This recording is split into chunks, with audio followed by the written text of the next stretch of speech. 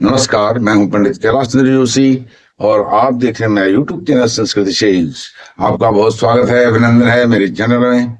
आज मैं बात करने जा रहा हूं, नीच के हो रहे हैं सूर्य और उच्च के हो रहे हैं गुरु, इसी पर यह वीडियो है। 17 अक्टूबर से 15 नवंबर तक सूर्य नारायण भगवान मेष राशि के जातकों के लिए सप्तम भाव में नीच के होने जा रहे हैं। सूर्य आपके कारक होते हैं, पंचम भाव के स्वामी होते हैं और पंचम भाव के स्वामी होकर के ही वो सप्तम भाव में तुला राशि में जा रहे हैं, नीचे हो रहे हैं। वहीं पर 18 अक्टूबर से गुरु उच्च के हो रहे हैं और गुरु भी आपके कारक हैं, भाग्येश हैं, भाग्य विधाता हैं और उच्च के होकर के चतुर्थ भाव में जा रहे हैं। तो बहुत बड़ा अद्भुत संयोग है। तो इसमें नीच के सूर्य, उच्च के गुरु, नए कार्य होंगे शुरू। जो अभी तक आपके कार्य में कुछ रुकावटें आ रही थी या फिर आप नए कार्य शुरू करने का सोच रहे थे बहुत लंबे समय से, वह कार्य अब शुरू होंगे 17-18 अक्टूबर से।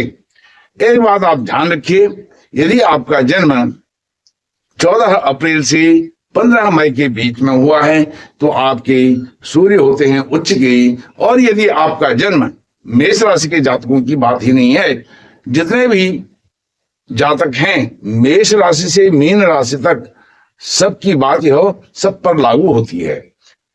और यदि आपका जन्म हुआ है 17 अक्टूबर से 15 नवंबर के बीच में तो आपके लिए सूर्य नीच के हो जाते हैं, तुला राशि में हो जाते हैं तो नीचे हो जाते हैं।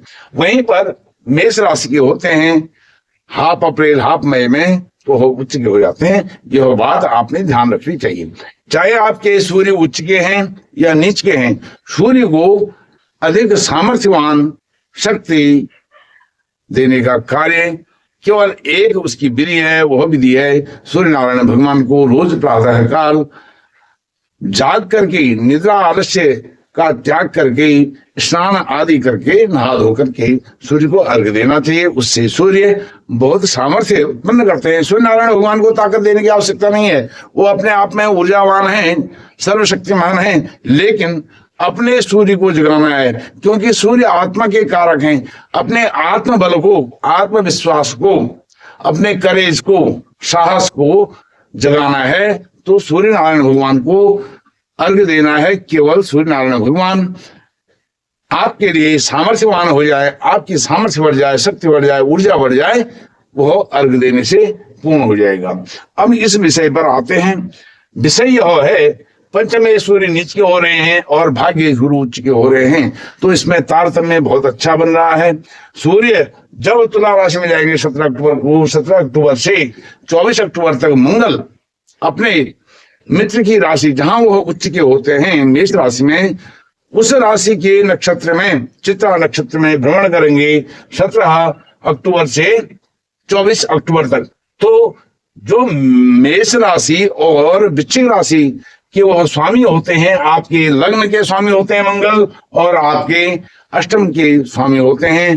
तो लग्न को यहाँ वह सामर्थ्यवान बनाएंगे, ऊर्जावान बनाएंगे, आपकी शक्ति सामर्थ्य बढ़ेगी। वहीं पर आपके जो रोग हैं, रोगों से आपको छुटकारा मिलेगा, उनमें कमी आएगी। और इसके बलबूते जब रोग कम होते हैं, अच्छे होते हैं, बीमारी दूर होती है तो खर्चे कम हो जाते हैं।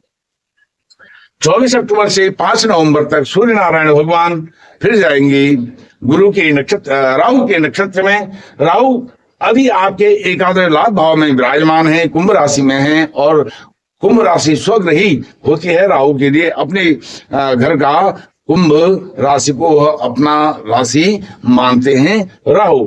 तो इसलिए जो यह 10 दिन का, 12 दिन का गोचर होगा सूर्य नारायण भगवान का स्वाति नक्षत्र में, वो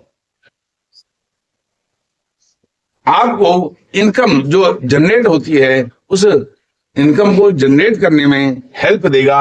और उसके साथ साथ 5 नवंबर से फिर वह जाएंगे विशाखा नक्षत्र में। विशाखा नक्षत्र अर्थात गुरु का नक्षत्र, तो आपके जो 9वां भाव है और द्वादश भाव है यह एक्टिवेट होंगे, जहां भाग्य आपका साथ देगा। 5 नवंबर के बाद वहीं आपके खर्चे कम होंगे। खर्चे कम कैसे होंगे वो मैंने पहले ही बताया कि आपकी रोगों में कमी आएगी, बीमारी में कमी आएगी, आपका स्वास्थ्य लाभ अच्छा होगा। और उसमें स्वास्थ्य जब अच्छा होता है तो दवाइयों का, मेडिकल का, डॉक्टरी जो खर्च है वो कम हो जाता है। अब बात करता हूं, सूर्य नारायण भगवान आपके पंचमेश होते हैं, कारक होते हैं मेष राशि के लिए। और मेष राशि जो है अंक ज्योतिष के हिसाब से चले तो इसके स्वामी मेष राशि 1 नंबर की जो राशि है उसके स्वामी होते हैं सूर्य। सूर्य की अपनी कमांड होती है, राजा की अपनी कमांड होती है, अपना दिशा निर्देश होता है। और साथ में वह 7वें भाव में जब चले गए हैं तो यहाँ पर वहां मंगल भी विराजमान है। और मंगल जो है वह आपके राशि के स्वामी होकर के आपके कारक तो होते ही होते हैं। पंचमेश आपकी राशि के स्वामी यह एक साथ जब वहां पर आ रहे हैं 7वें भाव में तो जो नीचत्व है उस नीचत्व को, नीच प्रभाव को भी कम करते हैं। मंगल के आने से उनकी ताकत को, सूर्य नारायण भगवान की जो नीच राशि में आ गए हैं उसकी ताकत को मंगल यहाँ पर बढ़ाते हैं। तो इसलिए यह जो नीच राशि का गोचर है सूर्य नारायण भगवान का वह आपको कम पीड़ित करेगा।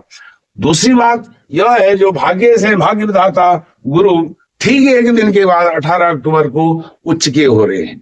और उच्च के होकर के वह चतुर्थ भाव जो लग्जरी है, लग्जरी के भाव में वह उनका पदार्पण हो रहा है जो लग्जरी बढ़ाएंगे। और आपकी जो आज तक अनावश्यक जो खर्चे हो रहे थे, भ्रमण हो रहा था, फालतू की यात्राएं हो रही थी, उनसे लाभ नहीं हो रहा था, और गुरु यहाँ पर उसको ताकत देंगे। और गुरु यहाँ पर रहेंगे 5 दिसंबर तक, लगभग 1.5 महीने पे 44-45 दिन यहाँ पर गुरु रहने वाले हैं। और 17 नवंबर तक 15 नवंबर तक सूर्य 7वें भाव में रहने वाले हैं। जल्दी से आपको इसका बिंदुवार कुछ चीजें 1 मिनट के अंदर बता देता हूं। नए काम शुरू होंगे इस बीच में 15 नवंबर तक, जो रुके हुए काम थे। जैसे आप थंबनेल में भी देख रहे हैं, नीच के सूर्य उच्च के गुरु, नए काज होंगे शुरू। काज अर्थात कार्य, जो भी रुकावटें कार्य में आई हैं, ऐसो आराम में वृद्धि होगी। ऐसो आराम को सुरक्षित करेंगे क्योंकि गुरु ऐसो आराम वाली, भोग विलास वाले घर में विराजमान है। तो गुरु जहां होते हैं वो प्रोटेक्ट करते हैं, प्रोटेक्शन देते हैं। जब वह सुरक्षा देते हैं तो कहते हैं ना, आपने सुना होगा, गुरु जहां विराजमान होते हैं वहां अच्छा फल नहीं देते हैं, अच्छा फल देते हैं। यह बात गलत है, झूठी बात है कि गुरु जहां होते हैं अच्छा फल नहीं देते हैं। उस भाव को वह सुरक्षा प्रदान करते हैं।